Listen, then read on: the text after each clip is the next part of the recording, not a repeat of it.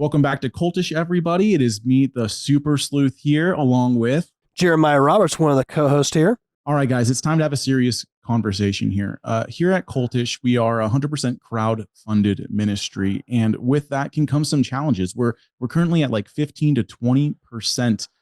We're meeting about that much of our needs in order to continue releasing episodes on a weekly basis for you guys. I mean, we want to be able to equip everybody with the tools necessary to enter into the kingdom of the cult with the power of the gospel, but we can't do that without your support, right? We need to keep the lights on in the studio where we do the recording. We need to be able to pay for the people who edit these episodes to release them to you. We also have plans on our website to make these resources and extra content available for you without a paywall. But in order to do that, we do need your support. So please prayerfully consider partnering with us, right? As we look to counter the cults, to enter into the kingdom of the cult with the power of the gospel. And again, we can't do that without your support. And we are so thankful for you listening today.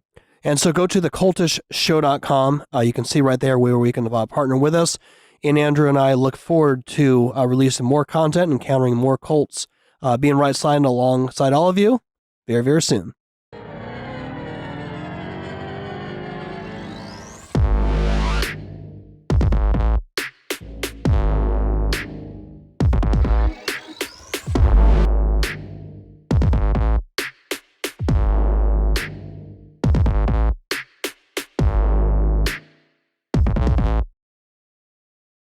What's up, guys? Welcome back to this deep dive series on Under the Banner of Heaven. This is episode 9, and we've slowly been throwing bits and pieces of the Lafferty brothers into the mix now, just to help you understand a little bit of their worldview, how they were challenged, how Dan essentially would have been challenged to go, wow, what is it that I actually believe? What did Joseph actually believe? And how he tried to be more consistent with those beliefs. But we wouldn't be here without you guys. So thank you so much for supporting us. And we hope that you're still enjoying this series. And I'm here as always with Ryan. What did I say I was going to call you? What was your nickname? The historian. The historian. The historian. Like, right. We're almost thinking like Halo, the architect. So it's just like the historian. Do I get one of those laser swords? Oh, absolutely. Okay. I want one of those myself. Is that what those lights are? Energy sword. Yeah. Don't tell people about the lights. They don't know they're here. There's lights in this room, by the way, guys. So last episode, we dove into polygamy, right? Bringing up the case that even Mormon historian B.H. Roberts states is that polygamy most likely started around 1831. This was a natural development within Joseph. He asked the Lord of it, and the Lord said, well, you just can't abandon these people.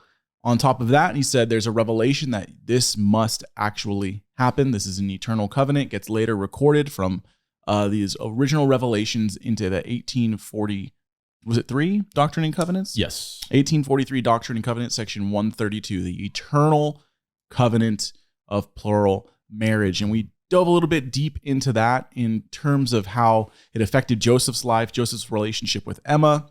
But now we're going to go back into the history, into Ohio, and the things that took place there that moved them over to Missouri. Well, at least Joseph over to Missouri. Yeah. So bring us into that, Ryan.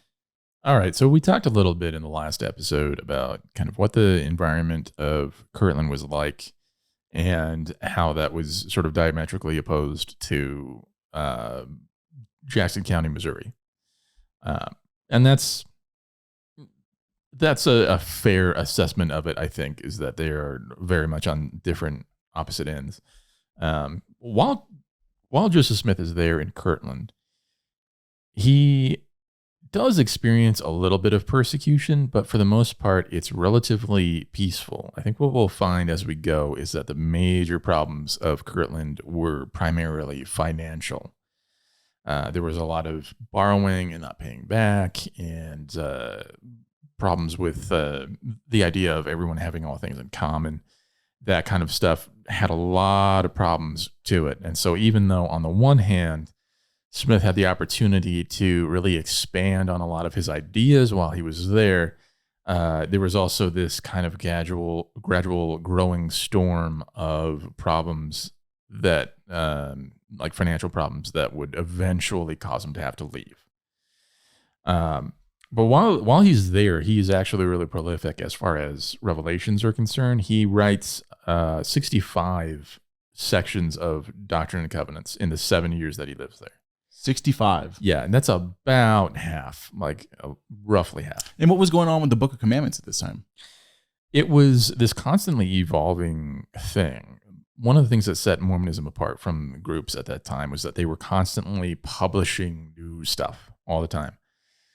It wasn't at all unusual for somebody to be having constant revelations, but at a very early stage, they started to create their own church newspapers, and they had their own printing presses so that they could do all of this. And fairly early on, they start recording his new revelations in the Book of Commandments. But these were initially just, here's what we're all doing. Here's what you all need to do, and what everyone needs to know about, say, Joseph Smith or Oliver Cowdery or whomever. It was that kind of stuff. But then as his theology began to evolve, there began to be more doctrinal content, and he began to look to more than just the Book of Mormon as support for his newfound beliefs, like in the plurality of gods and things of that nature. So that's why in 1835, instead of doing Book of Commandments, they reorganized things, edit some things, and published the first edition of what we now call the Doctrine and Covenants. So yeah, the Doctrine and Covenants supersedes then the Book of Commandments. It is literally now, this is what Scripture is. Right. Now, if you, the way that it's organized in modern Mormonism is you have the standard works, which are considered Scripture. This is the King James Bible. This is the Book of Mormon, Doctrine and Covenants, and Pearl of Great Price, which we'll get into a little bit later. That's coming up in a couple of years on this schedule. And that's their Scripture. But there are other things that should be considered scriptural, which they kind of go back and forth on, like church-owned newspapers, because that stuff has to be vetted before it's printed. Right. The Journal of Discourses, which is this 26 or 27 volume set of speeches given by mostly Brigham Young and a few other people, that should be considered scripture, but the vast majority of Mormons don't even own a set. I mean, it's bigger than most encyclopedias, so that's a little much. And then you have 190 years almost of general conference addresses, which are supposed to be, again, from God. But it's anyone's guess as to whether the Mormon that you are talking to regards a particular general conference address as being authoritative or not. And I know a number of general conference addresses which have fallen by the wayside and are largely ignored. Yeah, you would think too that coming from the general conference, it would have to be like the prophet, seer, revelator, who's the one who gives the actual authoritative scripture essentially at the general conference. But I think you bring up an interesting point. Like, we have the Bible, right? The Old and New Testament, and it's completed. We already have everything we need for faith, practice, training up in righteousness. Whereas the LDS person, if they're consistent, oh my goodness, if you have to read all of these things, it is never ending. I've got the Bible, and that book's long enough. It's a beautiful book, but it's long. It's 66 books. I think it's just the perfect length of time that you could spend your entire mortality dealing with the ins and outs of this and still never really reach a comprehensive knowledge. Even people that have written systematic theologies, there are all sorts of questions that are still being raised. Right. But with Mormonism, one of the main claims is that Mormon scriptures and the modern day prophets and apostles clarify a lot of things. And this has come up a lot in our evangelism, where I have to say, okay, look, dude, you've got 66 books of the Bible. You got 15 books in the Book of Mormon, 138 section of Doctrine and Covenants, a whole bunch of stuff in Pearl of Great Price, 26 or 27 volumes of Journal of Discourses, 190 years of general conference addresses. How does this make anything clear? And I tell them, I say, you have never read even half of that. How do you know that there's not something important that you're missing in volume 4 of Journal of Discourses? They don't know that because they don't read it, because it's too much. It's just too much. So like, how does that clarify anything really? It doesn't. It really doesn't. There's really no way. Like, it makes you think about, like, in modern day political situations where there's like the Green New Deal. That thing is probably 40 to 50,000 pages long. Yeah. How is anyone supposed to be knowledgeable about what's going on? They're not. Yeah. They're not. And it just gets pushed through, and then these things occur, and people are like, why is food more expensive now? Why is electricity turning off in California? All of these things. Are you sure you're not an old man, Andrew? They're like, you didn't read the 50,000 pages of the Green New Deal? It's kind of like that with the LDS and all of their writings. Did you not read that? Much. Yeah. Like, I couldn't read it, man. There's no way. And there's no way I could finish it. That puts into perspective the brilliance and, I think, inspiration of the Old Testament law, because it's just 613 laws that governed an entire nation. Yep. For hundreds of years. Yep. But just the U.S. tax code alone is something like 2,000 pages. Yeah. You know, it's so much better the way that God does things. I mean, that's the big message here. God's ways are better than our ways. Wow. So we have Joseph Smith moves from Fayette, New York, to Kirtland, Ohio. It's 1831. February 3rd is supposedly when he gets there. And now they're in Kirtland, Ohio. Yeah. There's people also sent to Missouri. We'll talk about Missouri later, but let's focus on Kirtland. Well, there's one of the first problems that you have in Kirtland is what to do with the New Yorkers. Because they're, like we've covered before, Sidney Rigdon had already converted the people that lived in Kirtland. Right. So you can't just have everyone else come in and move to Kirtland. And it was a city that basically Rigdon had built.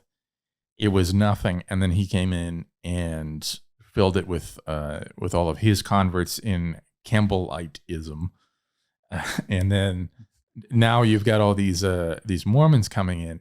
So you can't just put them all in Kirtland.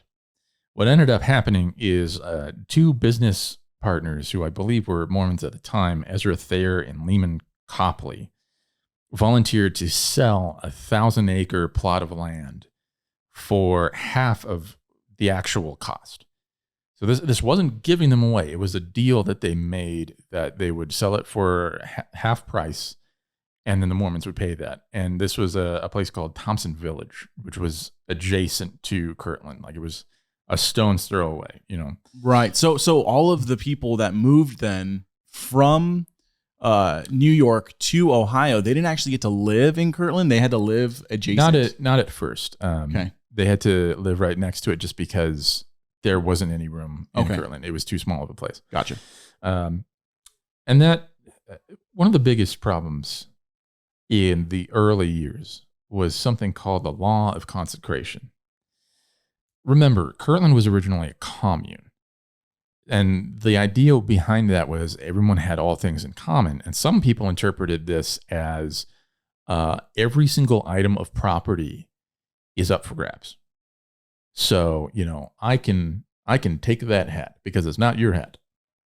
It's communal. Yes, it's a communal hat, which is probably explains the smell. So that was an idea that some people had, but obviously some people didn't have that idea. Yeah. And remember, this is not too long after the American Revolution, which had a lot to do with people keeping their property and not having somebody else be in charge of their stuff. Thou shalt not steal. Exactly. And so when they initially got to Kirtland, that was already kind of an issue. I mean, as far as communes are concerned, it was relatively stable, but there were a variety of problems, including this one. And so after a little while, after people had a chance to settle, Joseph Smith and Sidney Rigdon kind of hashed things out. Remember, Rigdon was very passionate about this. And one of the things that drew him to Mormonism initially was a perceived openness to experiment with this. Alexander Campbell was completely closed off to this.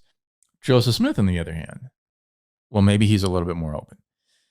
So instead of just pursuing Rigdon's original idea, they came up with a concept called the Law of Consecration, which basically meant that anyone who was a member of the church had to give all of their property to the church.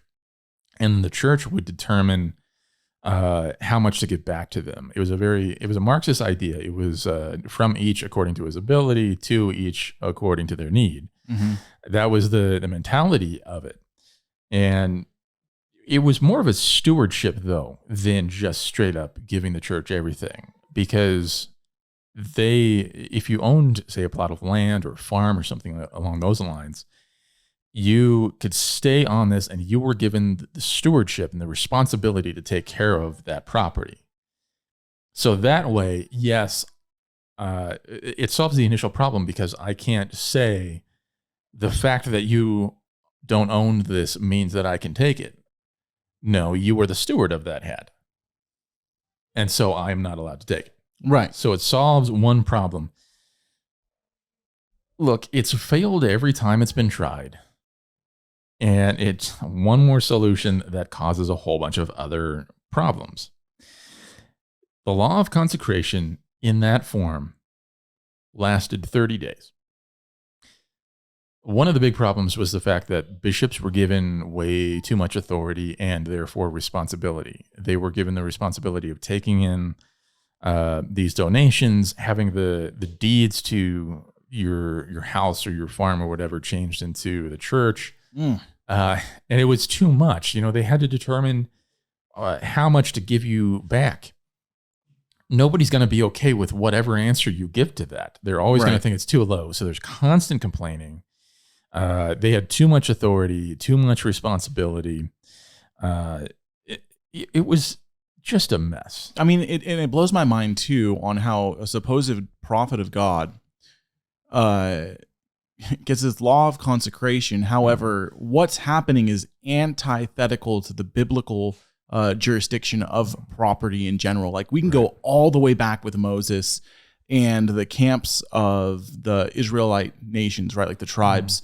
And they were given property. Yes. Property was cared for so much that there is even a law of Jubilee where every X amount of years, if someone had sold their property because they needed to, they actually would get it back into their family's name. Right. If you had to sell your house in order to pay your bills, you would get your house back. Yeah, it just took an X amount of time. And there's something close to the truth here in that we are given a stewardship over our properties, but that stewardship is given from God. That's what I was going to get at. Because if you look at the church, well, if we were to think of who would be the church nation in the laws of what was going on in Israel with Moses, it would be the tribe of Levi. Mm-hmm. And the tribe of Levi didn't actually have property.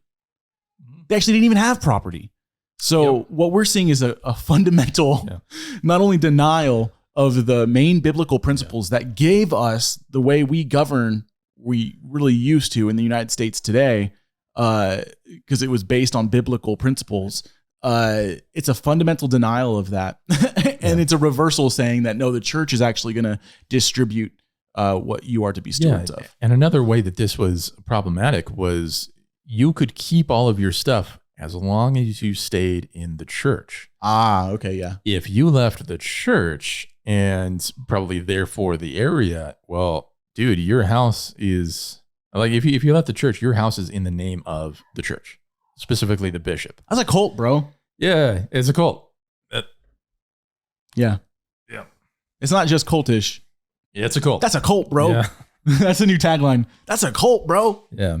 And what do we mean when we talk about cults? Are we coming down on people and insulting them, or is there something in particular that we mean by those? Yeah, no, I wouldn't say that we're insulting people.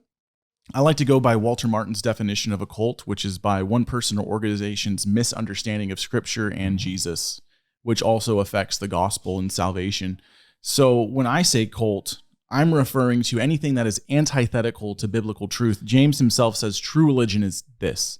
So my definition for cult is more broad, I would say, than the modern view, which is the secular definition of cult. So even my view gets a little bit of controversy. I would say Hinduism is a cult, Buddhism is a cult. I'd say anything that's not biblical Orthodox Christianity is essentially a cult. But then we also must understand that there are tactics that cult leaders do, because there's people that are close to biblical orthodoxy, but then they lead their church in a cult-like way, which I would say that then they're actually springing forth away from certain points of orthodoxy, which lead to those different types of practices that are occurring within that church. I tend to hold to the more secular definition, which is more any religious group which claims to teach the orthodoxy of that religion, but which denies its central tenets. So like, I wouldn't say that like Islam is a cult, even though it teaches a false gospel, but more maybe the Ahmadi Muslims are a cult of Islam because they deny some central aspects of what Islam is. Mormonism would still be a cult under that definition because, Absolutely. as we've seen before, they deny central tenets like the doctrine of the Trinity, the monotheism, the gospel. They deny a lot of really, really important stuff. And that's why, we would consider Mormonism to be a cult and something to be avoided, but we wouldn't necessarily say that about, like, I don't know, Presbyterians or something like that. Right. Yeah. Depending on which Presbyterians. Man, I love how typically it's the Presby's always poking at the Reformed Baptists. So we love you guys. This is funny. Okay. So going back, we have Joseph. They're in Kirtland. We have the Law of Consecration. This only lasts for 30 days. Then what? Well, they keep trying this in various forms. They don't really understand that it's the basic fundamental principles that are the problem and not necessarily the outworking. Right. But that being said, there really is very little in the revelations that he gives, like in the Book of Commandments, chapter 44. There's very little that actually guides the bishops as to what specifically they are supposed to do.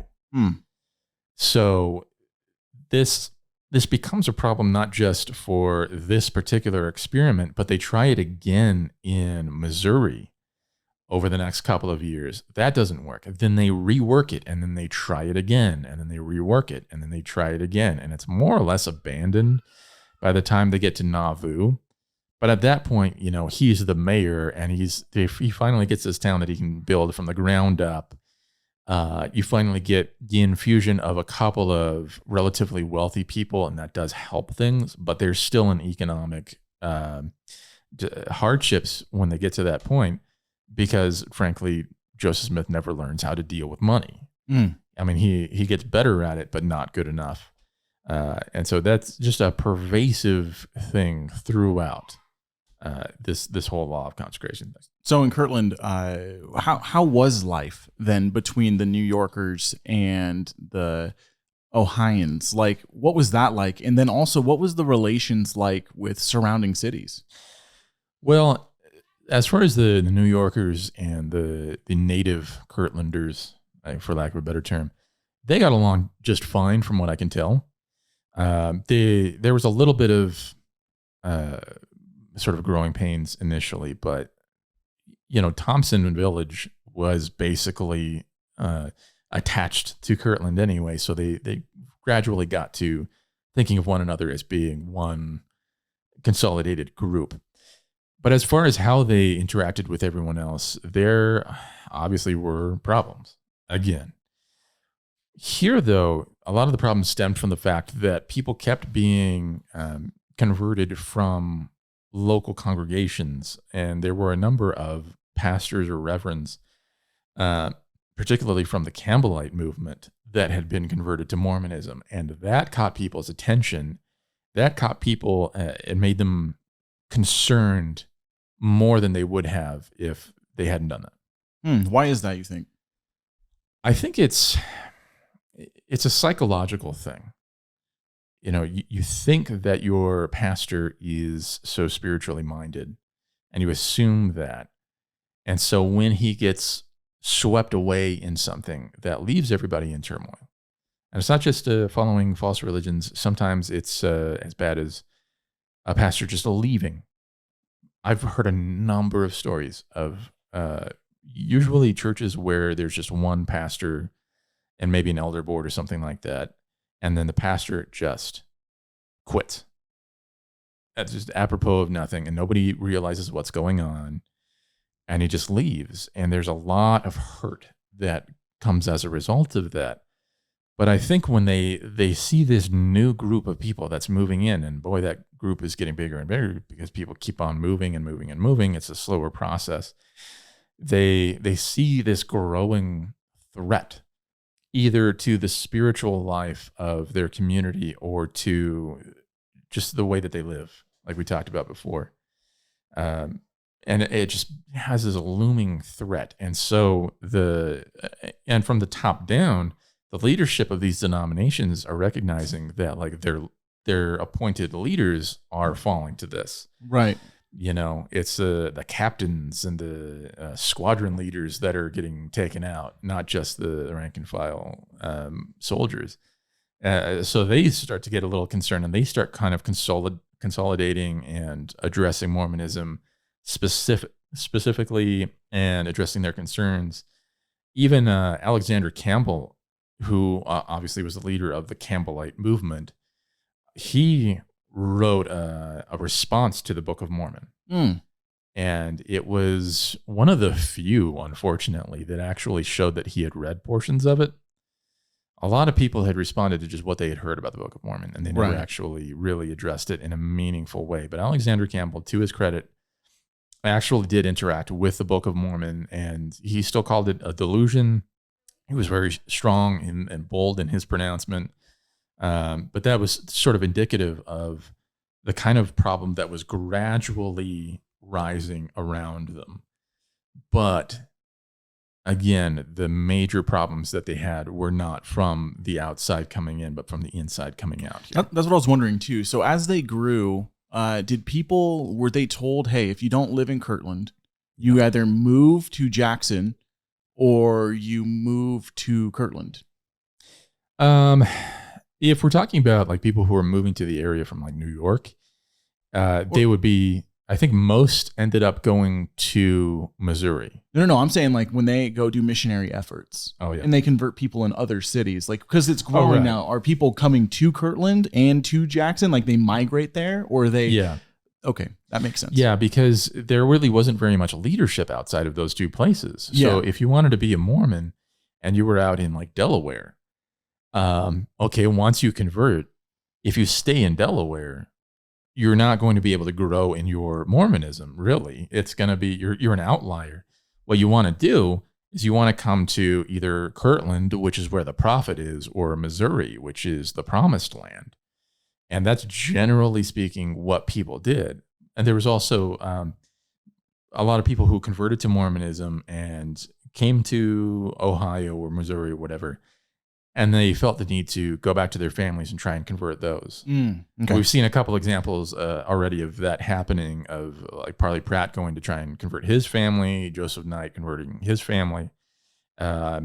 Even Joseph Smith, after getting things started, went back to kind of an enclave of the Smith family and converted almost everyone. Right. So that did happen. But yeah, most of the problems that they had were internal in Kirtland, and it was sort of flipped around in Missouri.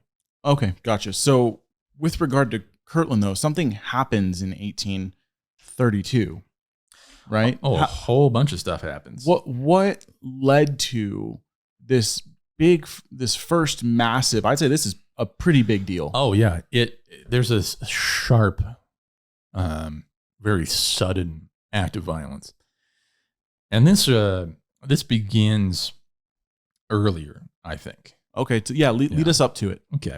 So I'm trying to figure it out. I'm like, well, if they're not getting opposition from without, but from within, why is it coming? Why did this happen? Okay, so before 1832, there were two major catastrophes that happened to and around Joseph Smith, not counting some of the normal stuff that a lot of people were experiencing in those days, like poor childbirth rates, that often did not go well in those days.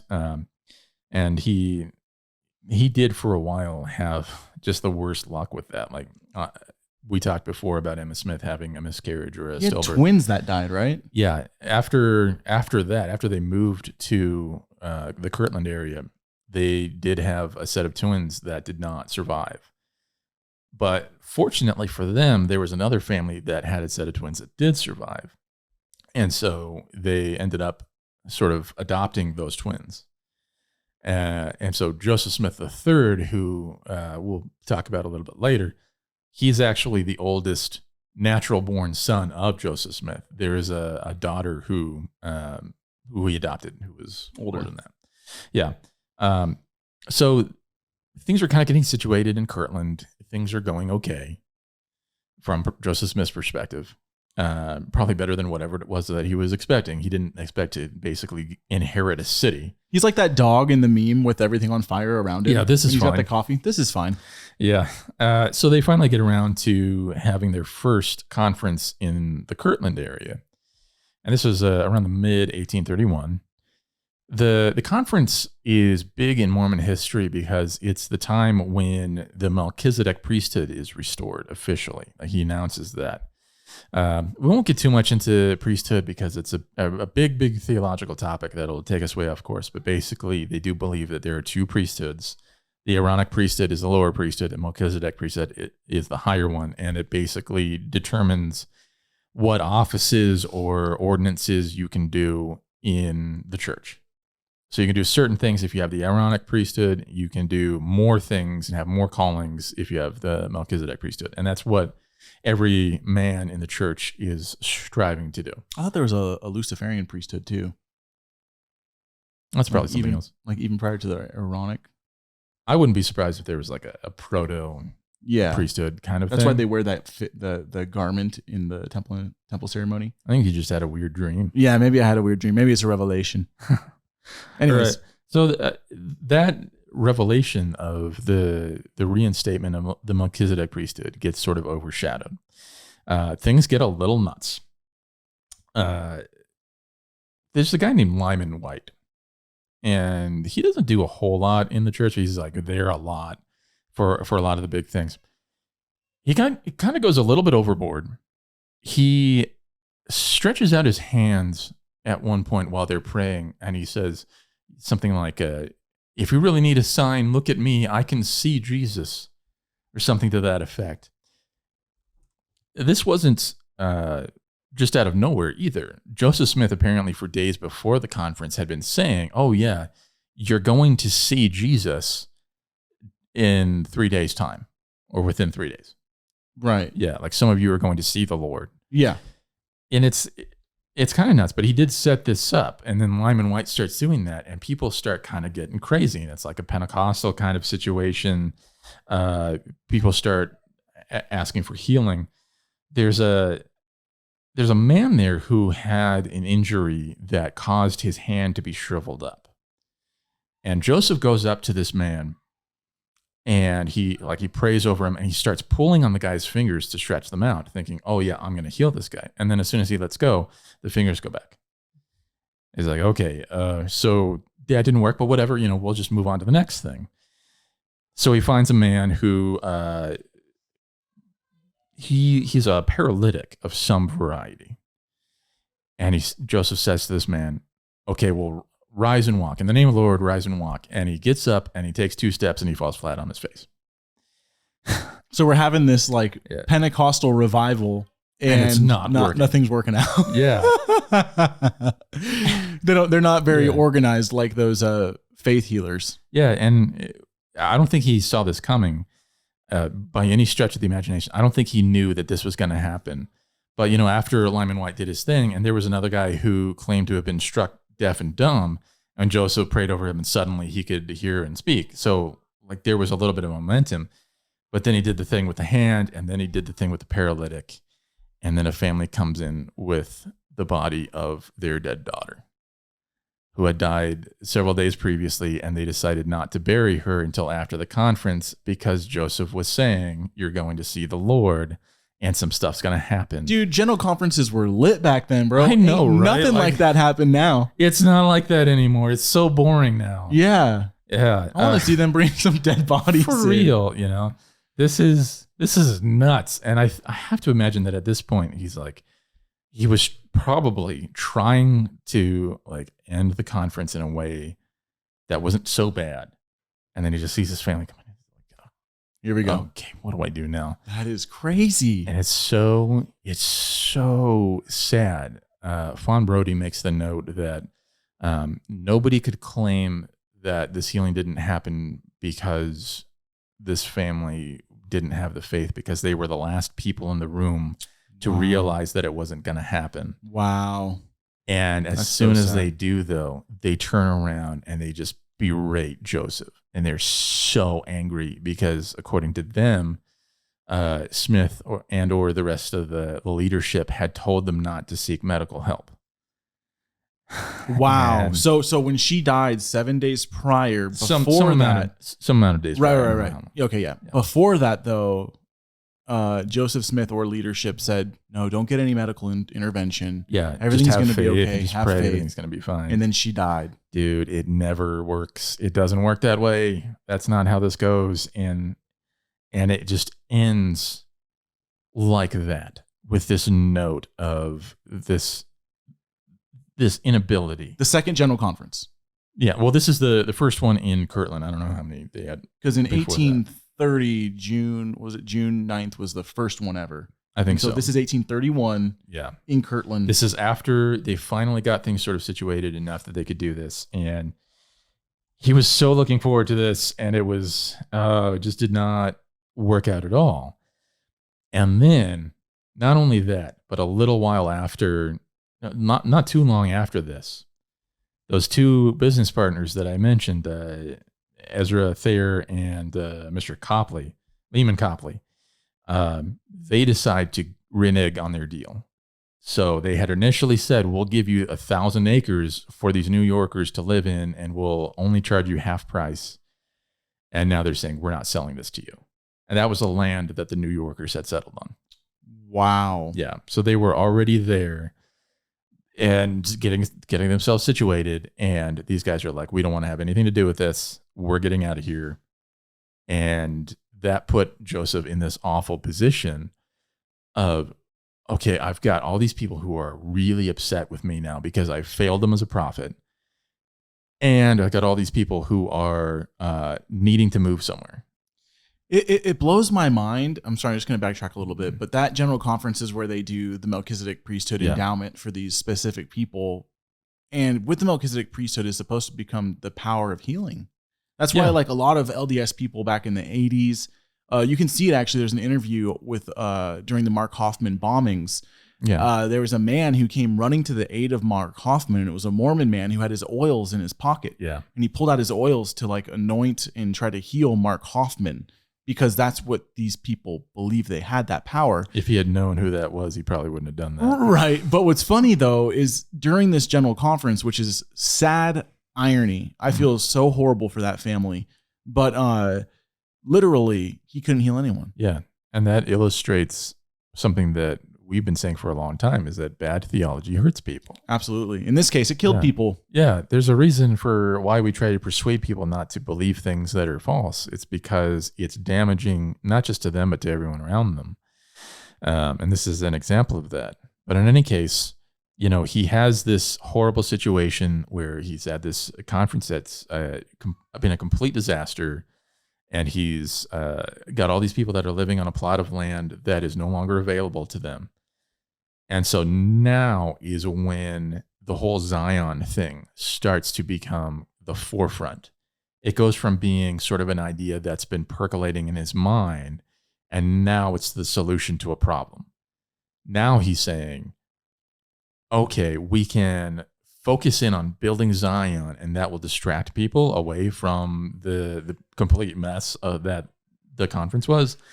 And also, we can send the New Yorkers there.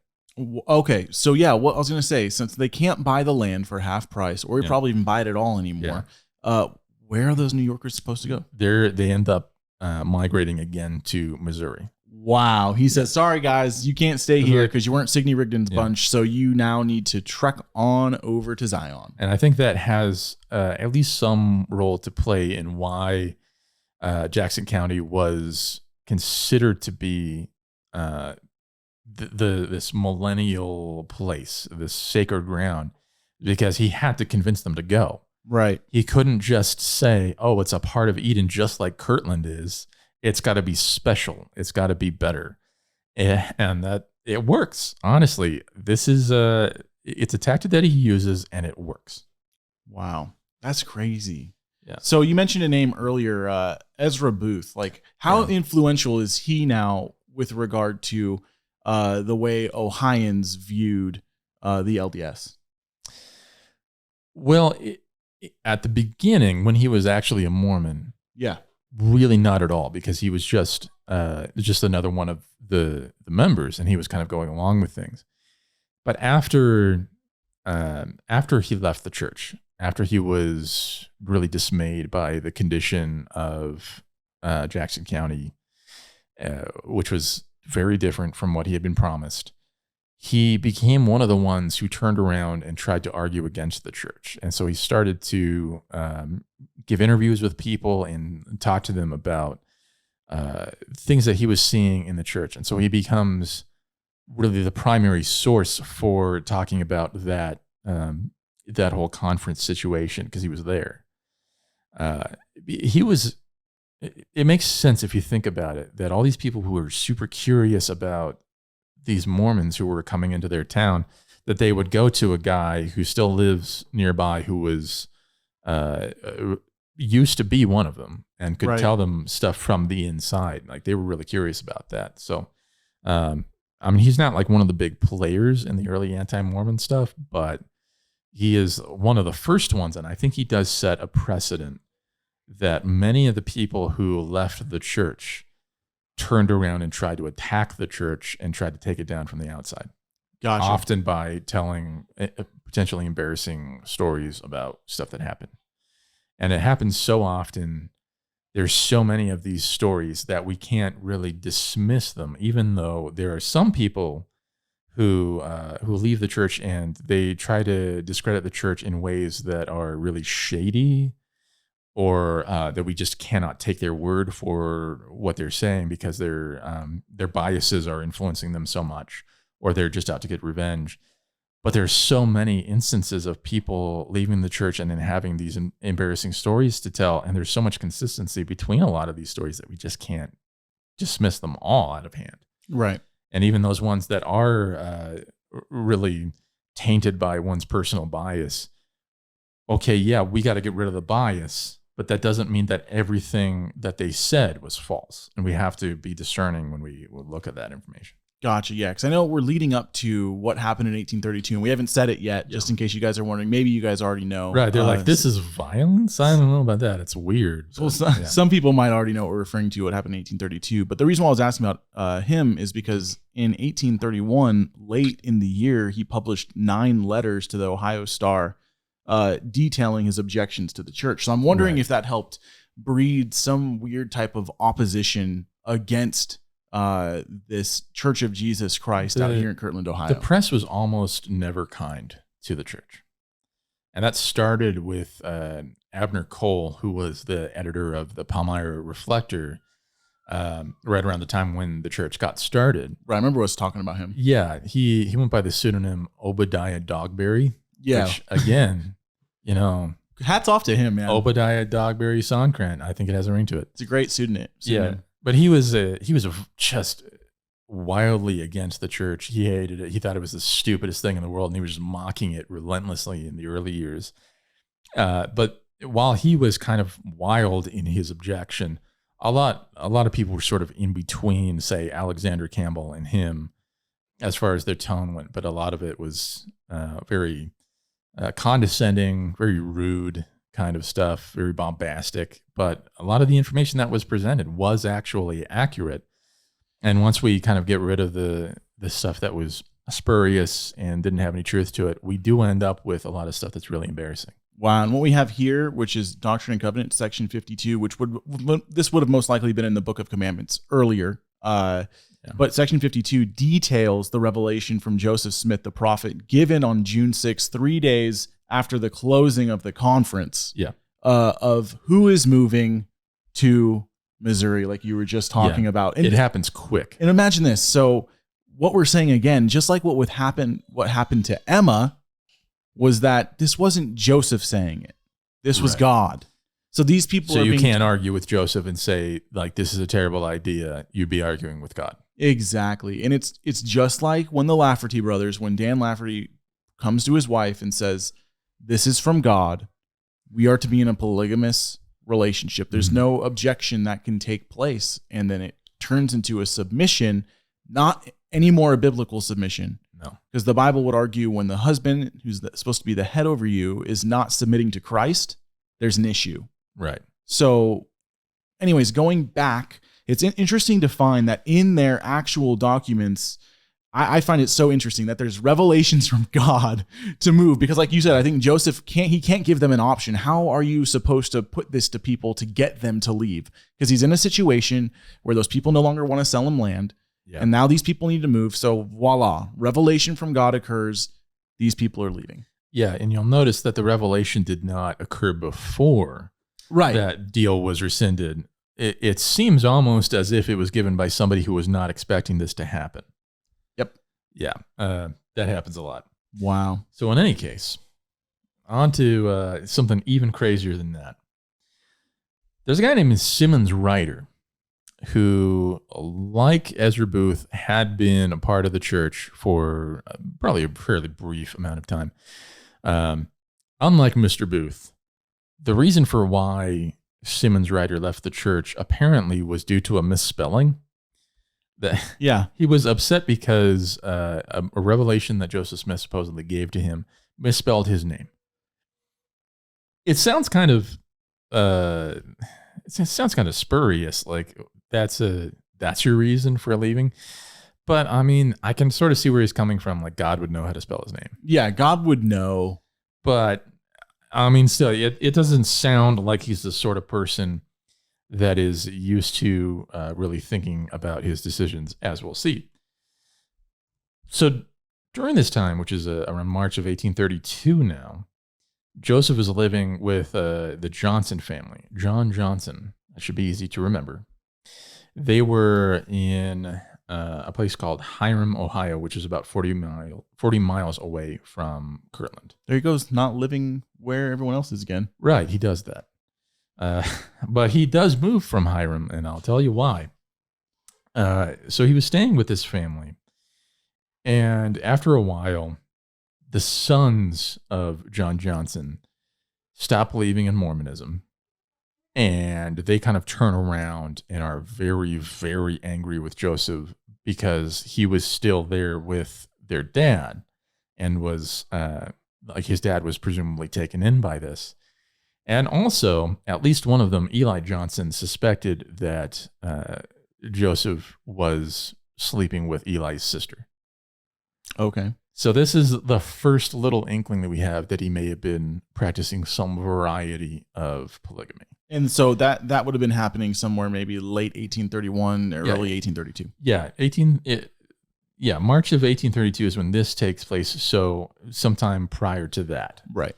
But I should reiterate that we don't really know for sure if that's what was happening.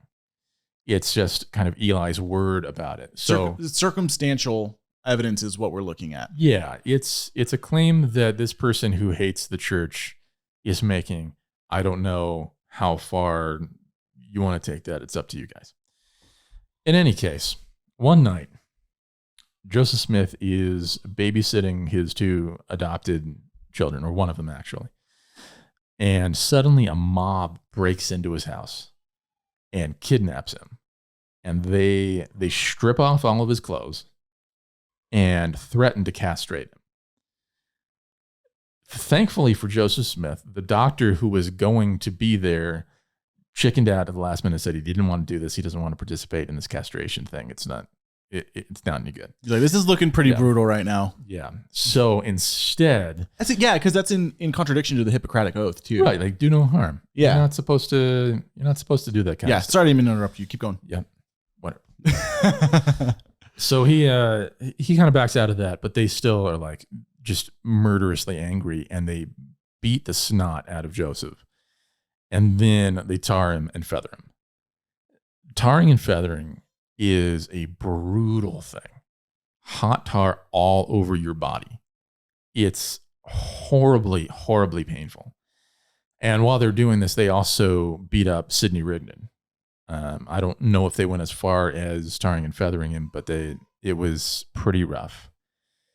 And Smith had to kind of walk home being covered in bruises and all of this stuff and all this tar.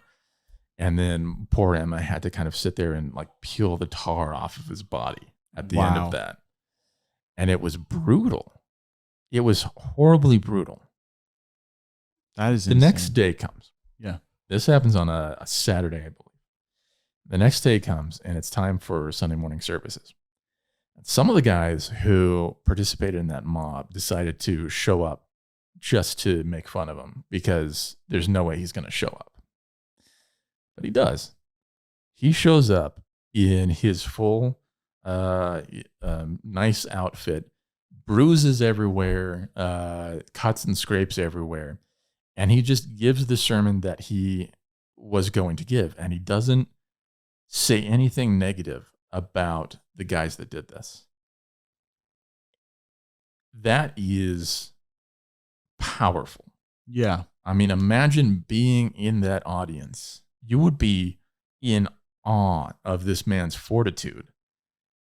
And you would be hard pressed to find anyone in that group that came out of that service thinking any less of Joseph Smith. Like you're going to think that's a guy of integrity. You know, he is not taking the opportunity to really lambast these guys.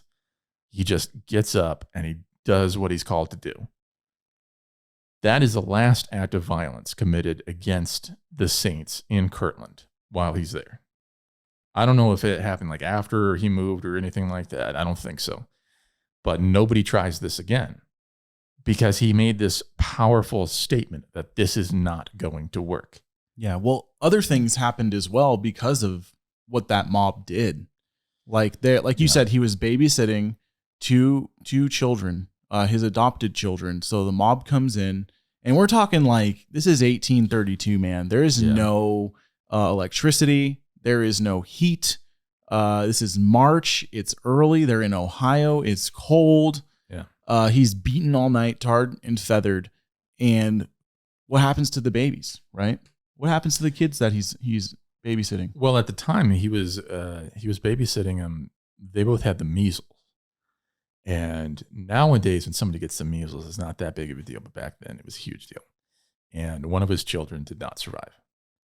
The other one, his daughter, I believe, did survive and live a long life. But again, another tragedy in the Smith home. Life for the Smiths was incredibly difficult. And I can kind of understand where Mormons are coming from when they say, if he was really lying, why would he keep this up when things were so hard? I get it. I get why that would be compelling. I think there were other reasons that were, it didn't have anything to do with how easy his life was, but I could understand somebody hearing a story like that and thinking, you know, this guy doesn't seem to be in it for selfish reasons. Why would you, if you were going to be pummeled like that? If you knew that that was coming, why not stop then and just leave it all behind? I think because if he came out saying that it was a fraud, I bet you the people would kill him. There are some people who might have. Yeah, like I mean, he's already put himself in such a bad position that he's damned if he does, damned if he doesn't, in my personal opinion. Yeah, and I think that the reasons for why he initially started this in the first place didn't really have anything to do with having an easy life necessarily. And even if they did, you know, there's this tendency that we have in our rebellion against God to just keep going, hoping that maybe this time things will work out better.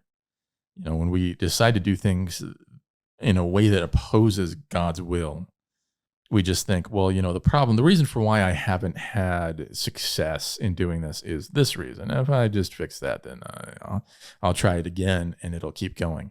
It doesn't matter if you're a cult leader or if you're a serial killer or if you are an addict in some way. It's the same kind of mentality. I just haven't gone far enough. And hopefully, you know, if you are in any of those kinds of situations, hopefully there comes a point at which you say, you know what, I've been trying this for so long, it just isn't going to work. I need to go and do things God's way, and I need to find healing and repentance and all these kinds of things. And I think Joseph Smith just never reached that point. Wow. It's crazy. So you mentioned Simmons Ryder as well. Simmons Ryder was a part of that mob. I don't know if I mentioned that. He was one of the ones that got the mob started. And that's how he played into it.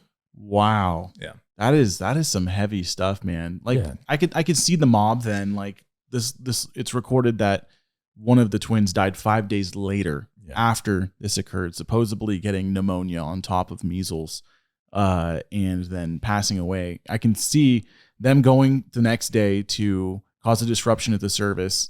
Joseph's not saying anything about it, and this child dying 5 years later. 5 years later, they're probably just like, we're just not gonna do anything again. They probably felt absolutely horrible. I think that's a big part of it. They felt absolutely horrible, and then the people who weren't involved but still heard about it probably had a lot of sympathy for the Smith family in particular and for the Mormons, and just thought this was out of nowhere. This was completely unprecipitated.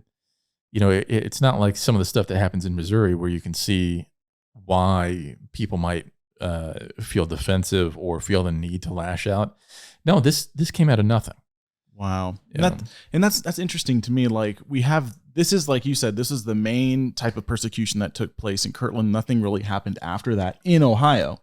Yes. But we do have Missouri at the same time, but we're going to go into Missouri later on. We're going up to 1838 here in Ohio. Then we'll go back to Missouri in the next episode and detail what was going on there, because there is lots of stuff going on in Missouri. So let's go more into Ohio. If after 1832, there's not really any more persecution happening in Kirtland, why keep talking about Ohio?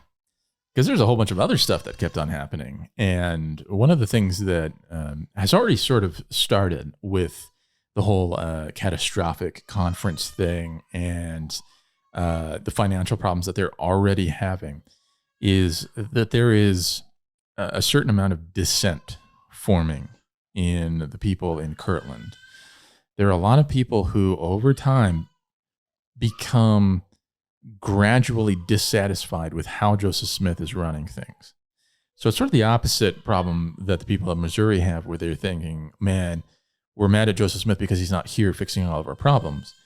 The people in Kirtland are gradually becoming more and more of a mindset that we're mad at Joseph Smith because he's trying to solve all of our problems, and they're just creating more. And every time they have a financial problem where he just completely biffs it, that increases their dissatisfaction and their sense that maybe Joseph Smith used to be a prophet, but he's fallen somehow. One of the Whitmer brothers, I forget if it was John or David, it's whichever one wrote an address to all believers in Christ. He actually supposed that Joseph Smith stopped being a legitimate prophet when he stopped using the seer stone, that was the problem. Really? Yeah, that was his theory. He was like, well, Smith was getting true revelations through this stone. And then there came a point in Smith's ministry where, in order to get people to put more faith in him and not so much in his magical artifacts, he started downplaying their use. You know, he gave the seer stone to somebody else because he said, well, I don't need this anymore to receive revelations. That made it so that people weren't looking to the seer stone for their source of revelation. They were looking to him. Wow. Yeah. So at some point he did that. I forget exactly when that was, but one of the Whitmers had said, well, that was the point where things changed. But there were a lot of other people who had to come up with other theories, but they almost to a man from this point out didn't say Joseph Smith was just a false prophet to begin with. They said he did actually produce real scripture in the Book of Mormon and maybe some real revelations and some things that we can't really reconcile with maybe a secular worldview or a non-Mormon worldview, but he just fell along the wayside. Maybe he became too lustful or desired power or something like that. But they never actually do the biblical thing and say, when a prophet fails the test of prophecy, we reject the prophet. Right. Not just some of the specific things that he said. Everything they said. Everything. But yeah, they, again, didn't follow that. And that was a theme, something that will get increasingly more intense as time goes on and is still an issue even into the Missouri period. Once he actually moves towards the end of the 30s, it just dogs him all the time, those people who are not completely fully on board with this.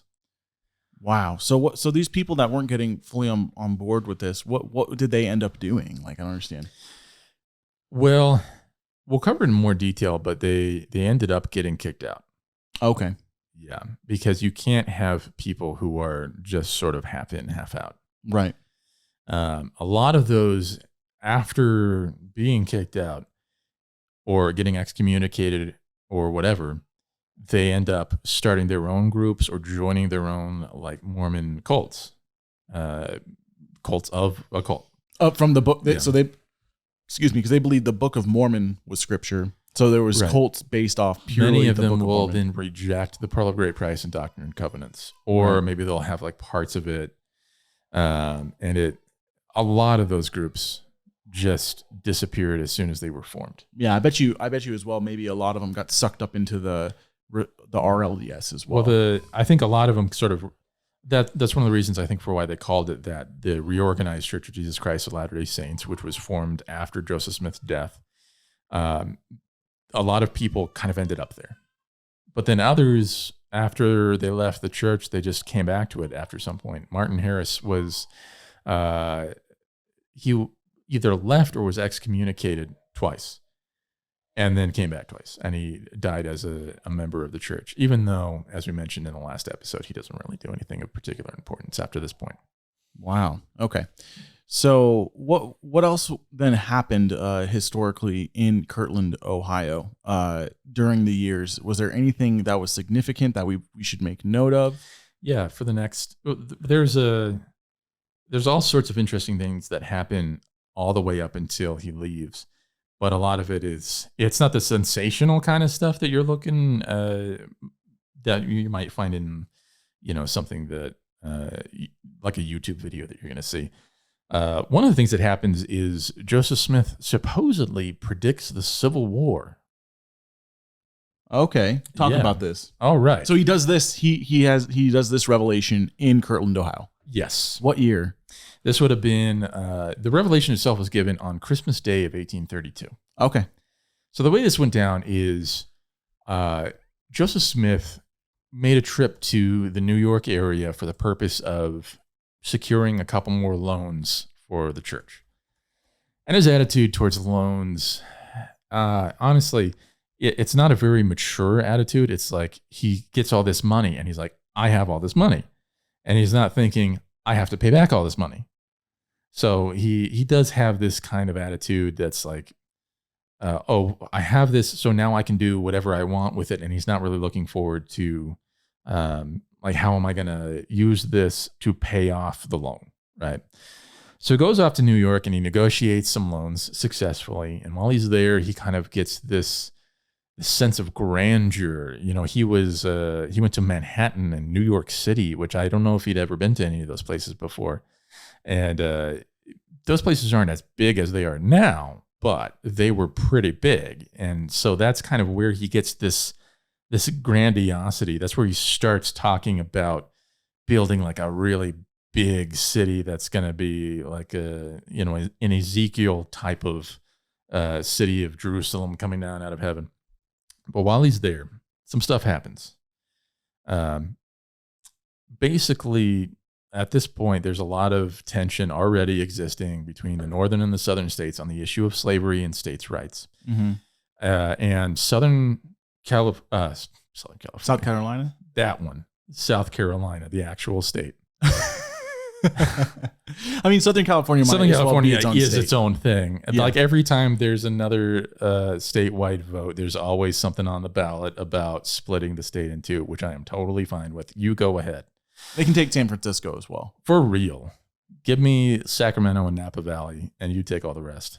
In any case, though, there is an action taken on the part of South Carolina where they basically said, we are not going to pay the tariffs that the federal government was demanding. They nullified a tariff law, a federal law. And that's not supposed to happen. That's illegal. And that was seen as just a rejection of the federal government, particularly the northern states. So there was this huge problem in November of 1832 where President Jackson had to deal with a potential instigation of a civil war. And things were really, really hot at that point. There were a lot of people in newspapers who were saying, like, this could be it. This could be the war that we've all kind of thought was going to happen eventually. Well, on Christmas Day, Joseph Smith gives this, let's see what, I'll read it. yeah, it's Doctrine and Covenants, section 87. Yeah, do you want me to read it? Yes. Okay, he says, there will be a war between the northern states and the southern states beginning in South Carolina. The southern states will call upon Great Britain for assistance, that after this, war will be poured out on all nations, and that slaves shall rise up against their masters, who shall be marshaled and disciplined for war. Yeah, what he's talking about here goes beyond what we had in the actual Civil War. And almost by the time that he had even put this out, the issue was solved, because Andrew Jackson sort of, he made some sort of overtures towards South Carolina and placated the whole situation, and things were smoothed over well enough that things were okay for almost 30 years. Well, I don't want to say okay, but we didn't go to war for several decades. And so almost by the time he actually made the prediction, it was all over. And so instead of this being published in the Book of Commandments, this was shelved for almost that entire time. And it was only brought out by Brigham Young at some point later when it seemed like it would be relevant towards the upcoming actual Civil War. Wow. So when he said it, he was kind of saying it like this was going to happen soon. Yeah. Also, what we find with a lot of cult leaders, and we can also even reference Jim Jones here, is that what cults do, specifically, it's for their followers, right? Mm-hmm. So Jim Jones would take all of the news stories of the time and reinterpret them through his own lens, giving it to the followers. Like, the followers didn't get news from anywhere else other than Jim Jones and the organization. So what I would assume is going on in Kirtland, Ohio, is there are many publications, right, that they have. People were probably not really listening to any other type of news. They were getting their news from these publications and Joseph Smith. Right. So he's doing what most cult leaders are doing. He's hearing of things that are being talked about somewhere else, and then he's turning it into a prophecy. Right. And this is the first time, to the best of my knowledge, that he really reaches out and does something that is showing an awareness of global affairs or paying attention to that. I think that's part of why, that's one of the effects of going to New York at this time, that he saw this open world in a way that he probably hadn't before. And so while he's there, this big nationwide event is happening that has the potential to spill out into other things. The problem, of course, is that this is a false prophecy. One of the issues, obviously, is that he says Great Britain is going to be pulled into this, and along with them, sort of the rest of the world. That isn't really what happened, though. Great Britain's involvement was minimal at best.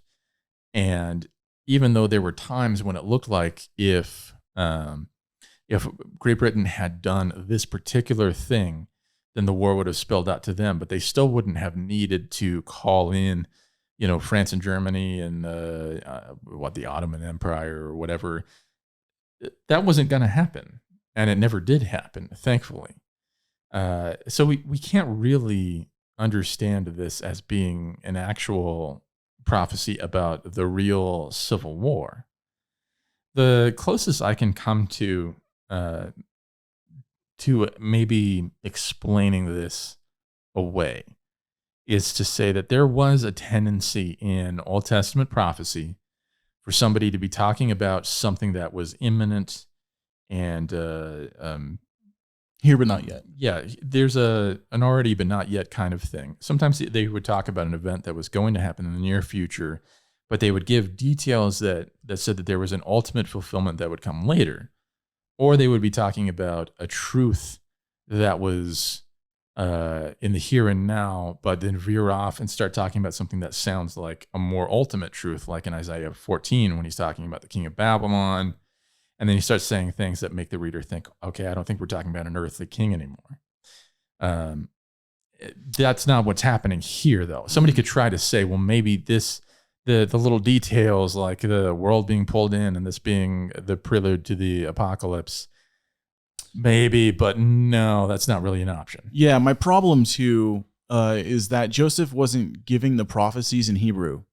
He also wasn't giving the prophecies in Greek. He was using English, and the words mean what they mean in English, right? Like, for example, when he gives the prophecy, and we'll go into this stuff later, but I'll just give you an example.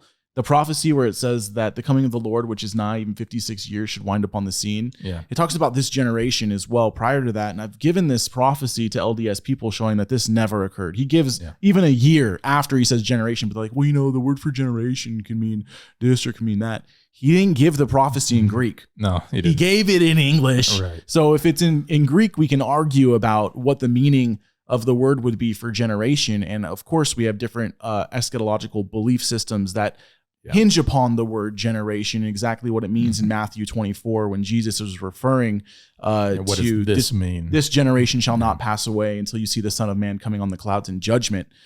So there's conversations that can be had there within Orthodoxy because the language of Greek is so rich, right? But this was in English. There's no break your computer. I know. This is and it blows my mind to have that type of mental gymnastics. The same thing with the Civil War prophecy. Clearly, it states that it's not just a civil war, that nations will rise against nation. And what again are we told about these people? The end is nigh. The end is nigh. So it's something that's supposed to start here, and it's obviously going to be all of the people in the world that are going to come against. They're going to have a massive battle. I mean, even September 1832, Joseph Smith gives a revelation. He says, New York and Boston will be destroyed if they reject the gospel. The hour of their judgment is nigh. Yeah. 1832, September 22nd or the 23rd, Doctrine and Covenant, section 84, verse 114. Didn't happen. There are also a lot of conditional prophecies all throughout, Book of Commandments and Doctrine and Covenants saying, if you go to this people and they reject you, then these horrible things will happen. And those horrible things never happened. I mean, there's even been some stuff in some of the things that we've read here that was like, if people receive you, great. If they don't, they'll be destroyed. And they were never destroyed. Yeah. That didn't happen. So there are a lot of different prophecies, but I think this one in particular is one that you want to keep in your back pocket when you're talking with Mormons, because this is a clear violation of Deuteronomy 18. Yeah, Deuteronomy 18. Which is one of the tests of the prophet. The other one being Deuteronomy 13, which is about it's about doctrine, false doctrine. If a prophet comes to you and starts teaching demonstrably false doctrine, you can reject again that prophet. If a prophet comes to you saying that all these signs and wonders are going to happen and nothing happens, or there's nothing that can't be easily explained by purely human means, then again, you reject the prophet. And to make that point even more clear, that thing in Deuteronomy 13, it's Deuteronomy 13:5 that tells you even if a person comes to you with signs and wonders that you can't explain and says, follow false gods, you are to reject that prophet. That verse, Deuteronomy 13:5, is quoted somewhere else in the Bible. Do you know where it is? Where? It's in 1 Corinthians 5:13. Where Paul is talking about the man who was sleeping with his stepmother. And Paul says, in the name of the Lord, reject that man, kick him out. And he quotes Deuteronomy 13:5 when he says it. Right. That's the kind of response that we should have towards a person, not picking and choosing which of their prophecies we're going to believe. We have to reject that prophet as if we were kicking a man out of the church who was engaged in incest.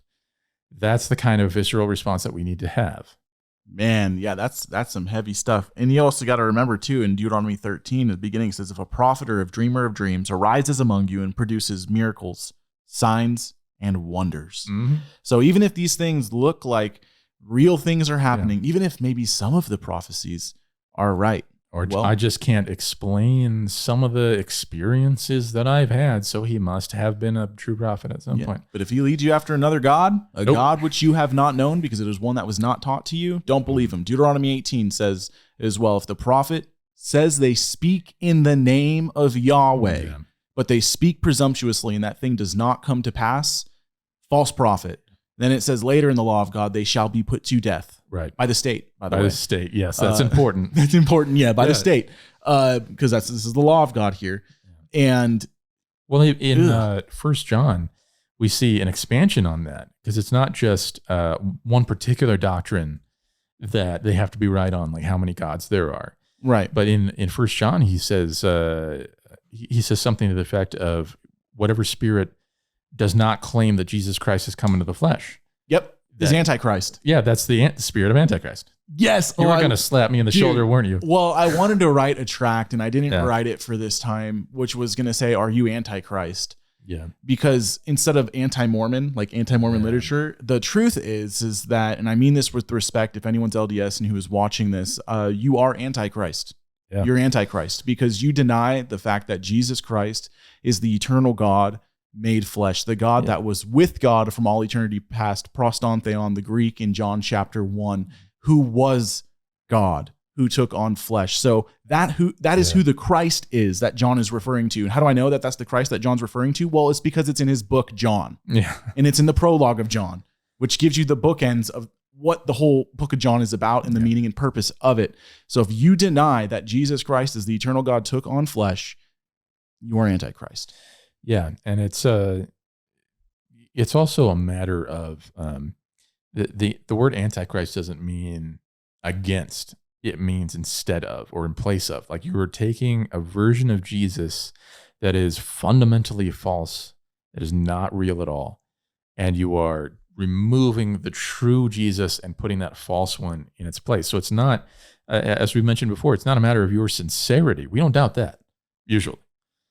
It's a matter of whether the God that you are worshiping is the real God or not. And if it's not, if it's a version of Christ that is fundamentally false, then again, you are Antichrist. You are one of the Antichrists. That's heavy stuff, man. Yeah. It ain't about anti-Mormon. No, you should be really concerned with what John says. So winding back, you said he gave this prophecy December 25th, 1832. Yeah. It doesn't happen. What else begins to happen in Ohio? How much time do we have? We have, let's see. We got about, we can do another 10, 20 minutes. These ones are good because these SD cards that I have right now are good for 2 hours, but we don't have to go a full 2 hours. We can go for another 20 or 30 minutes. That's fine. That's fine. I think people are probably like heating up right now. They're like, oh my goodness, they were getting into it here for a second. Yeah. Don't get us on false prophecies, Deuteronomy 13, 18 and stuff like that. We're not going to talk about anything controversial. So let's talk about the gift of tongues. Man, we just called them Antichrist. Yeah, we did. Wow.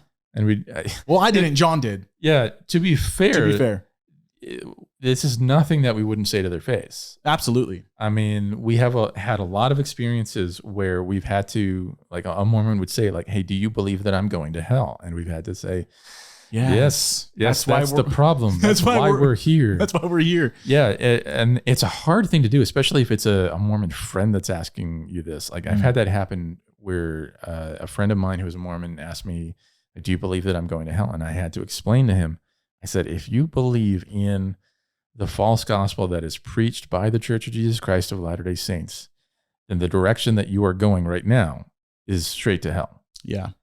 And that's why we try to warn people away.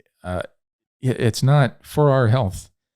We're not trying to make ourselves sound smarter because honestly, the truth of the gospel isn't something that you arrive at through mere intellect. Ooh, here we go. It's something that is given to us. Our faith is given to us. Yep.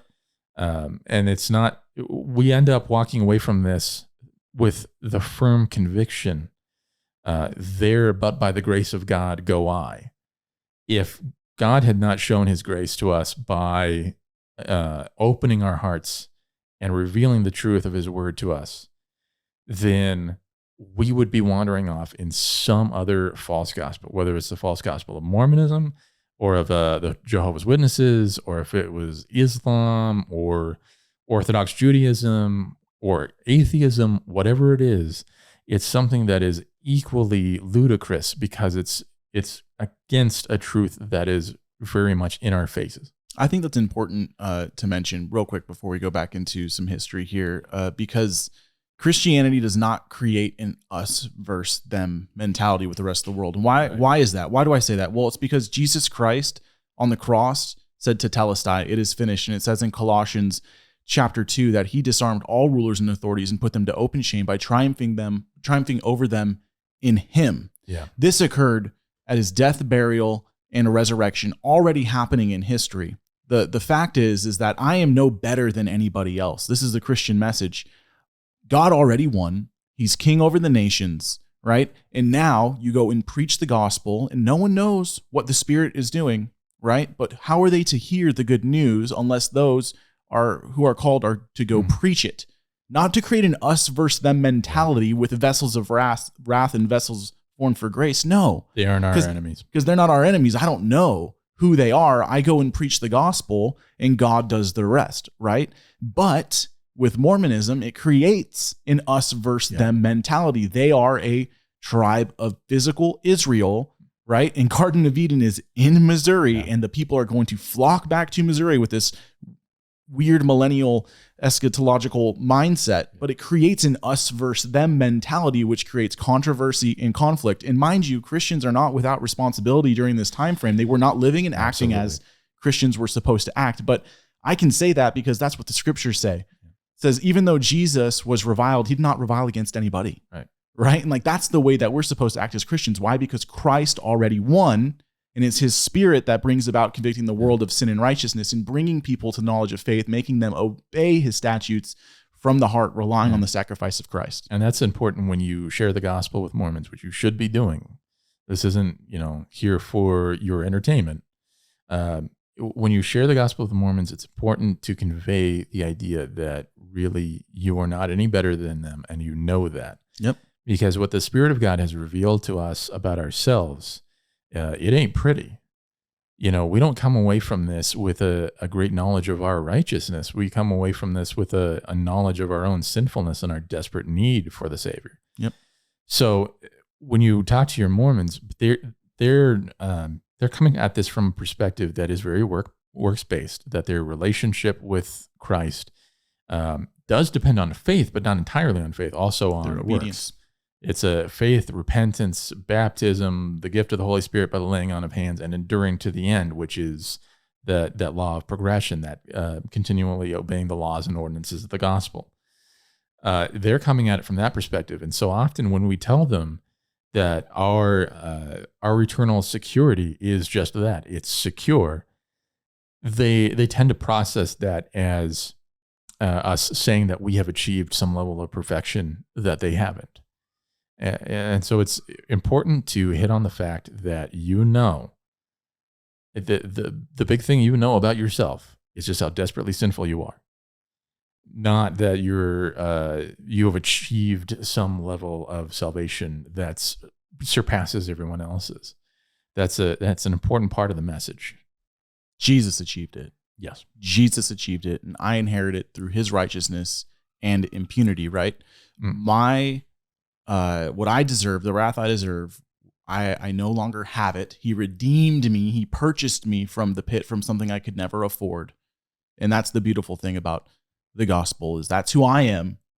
And that's why everybody needs the gospel. That's who we all are, coming from Adam. Anyways, get back into it real quick. All right. So a little bit more history. How do you feel about the gift of tongues? Shabalawalawa. Stop it. How do I feel about the gift of tongues? I believe that it was a sign gift for the time in which it was given as a sign of coming judgment for the Jews who crucified Christ. Yeah. The gift of tongues, obviously, if you spend any time in any Christian church, you know that this is a thing that can be pretty divisive. Yes. Let Andrew and I be an example, because he and I have different views on some of the stuff regarding spiritual gifts. I personally am a continuationist, but not by any means part of the charismatic movement. I agree with Justin Peters on a lot of things he says, but not all of it. You're like the Sam Storms guy. Yeah, a little bit, or maybe like a John Piper type. Okay. Pretty much on the Reformed side, but I just don't see personally. So your view of tongues even differs from the charismatics. Oh yeah, absolutely. Okay. I see it as being God created these gifts, and he hasn't necessarily stopped using them, but they're not necessarily normative for every church and every generation, that he contextualizes it depending on the needs of your community or your church. we can have these kinds of discussions, but in early Mormonism, there were times in which people spoke in tongues. And one of them was an incident involving a young man named Brigham Young. Okay. Yes. Because when you think of Brigham Young, you think charisma. I don't even know what to think when I think Brigham Young, man, to be honest. Brigham Young, like Joseph Smith, Brigham was born in Vermont, and he had kind of a series of odd jobs. He worked with glass for a little while. He did a lot of manual labor kind of stuff. And he describes his early life as being this kind of meandering, wandering search for purpose. And he said that at some point, somebody introduced him to the Book of Mormon, and he felt, especially with this idea that the Lamanites were going to be converted into Christianity, and that they would precipitate the coming of the day of the Lord. He felt that it gave him a sense of purpose. And so one day, while Joseph Smith was chopping wood, of all things, out in his lawn, well, I don't know if you can call it a lawn if it's a farm. In the grasslands. Yeah, I don't know what the technical term would be. In the prairie. But a group of fellow Mormons who were friends of Brigham Young introduced the two of them together. And they spent the rest of the afternoon and most of the evening just talking and getting to know each other and talking about theology and stuff like that. Later on that night, there was a meeting, I don't know if it was a prayer meeting or what, but Brigham Young just randomly starts speaking in tongues.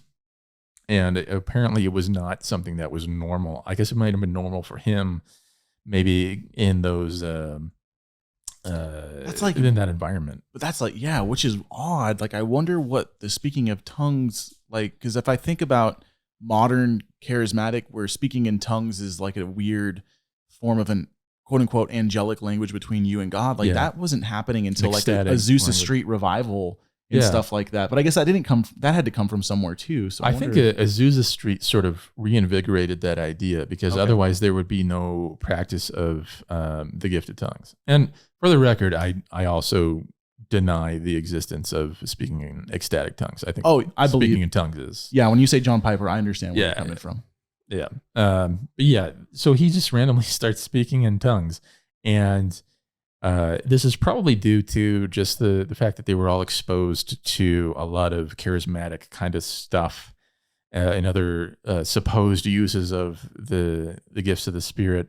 So maybe he just assumed this is what's supposed to happen next. How Joseph responds is kind of funny though. He declares that Brigham was speaking in an Adamic tongue. Oh, wow. He's speaking the language of Adam. Wow. I think this might be the first time that the language of Adam is mentioned, possibly. It's the first time I saw it. But, Brigham starts speaking in tongues, and suddenly everybody in the church starts speaking in tongues at the same time. And I kind of picture Joseph just being a little bit flustered by that, because I don't think he was ever comfortable with people using those kinds of ecstatic utterances and gifts like that. I don't think he was ever cool with that. It made him a little uncomfortable and maybe got people to question a little bit his soul power in that regard.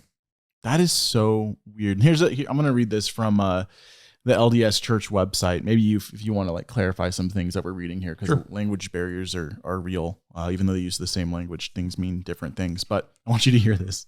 In Kirtland, disagreements among Latter-day Saints over the authenticity of some spiritual manifestations led Joseph Smith to seek revelation on the subject. This is referring to Brigham Young speaking in tongues. Yeah. The Lord answered that even though some false spiritual displays had entered into the church, Latter-day Saints could discern true from false manifestations, including instances of glossolalia.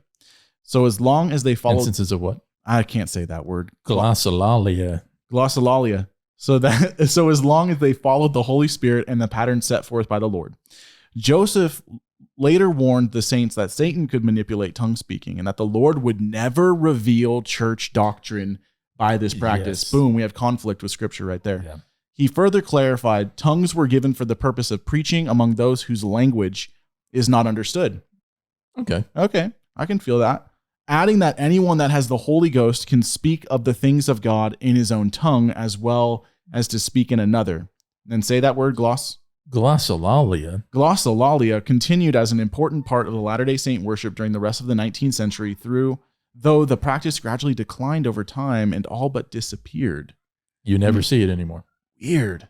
Yeah, I think it may happen amongst the fundamentalists, but in the Church of Jesus Christ of Latter-day Saints, you will almost never hear about anybody speaking in tongues. And so just to verify too, when Brigham Young was speaking in tongues, he was speaking in ecstatic languages. Glossolalia? Glossolalia. In glossolalia. But what's being said here is it's almost condemning glossolalia. Yeah, I think he wanted to minimize this as much as possible, because if there were other manifestations of the Spirit besides manifestations that he was doing, that was a potential threat to his authority in the church. Brigham Young is kind of funny in this respect, because he really liked speaking in tongues, but he hated pretending to be able to give revelation. That's why I think he only ever actually recorded one, maybe two of the Doctrine and Covenants sections. And one of them was just getting people organized for the move to Utah.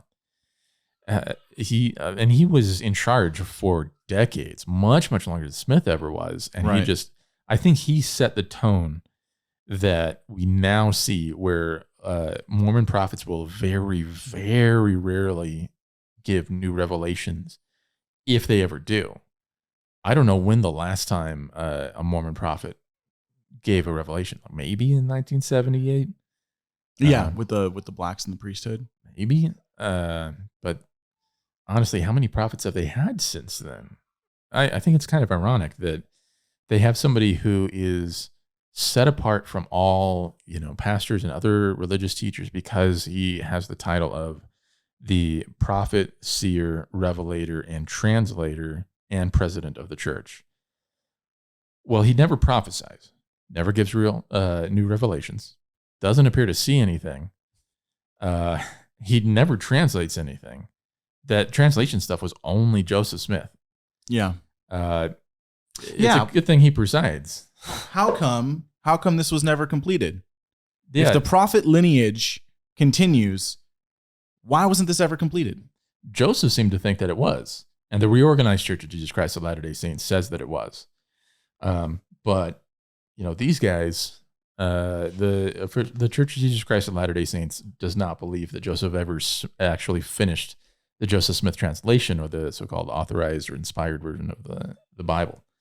They think he worked on it, and he produced, the book of Moses and additions to Matthew and additions to John, and a few other things, but they don't see the work as being completed, partly because a lot of his supposed additions or his new translations do not agree with the many